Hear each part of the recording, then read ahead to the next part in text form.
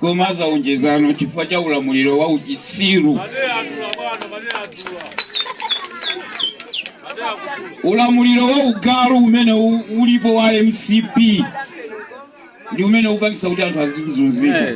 Ndiye lero mumpeza wina kuti wavala nkhope ya Congress pantima omvese chisoni kwambiri.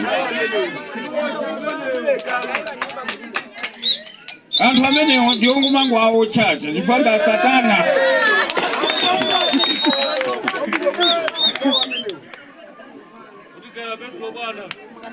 Kale kusanama kuno kunali anyamata ovuta achina awali.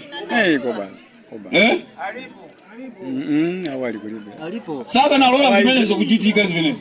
Anuwaishe? Disukule maliro lio. Sisi kanateka. Kodi sana mauja wateratu basi paka kumapeza mtu azisokoleza muno. Tiye ni diambeni kuluma. Atu tukuvutika ina ni demokrasi koma yonda amene atibweresera mavuto. So bandi kama pita misongano yao ngati ife tukusangala ni mavuto amene tukumana nawo.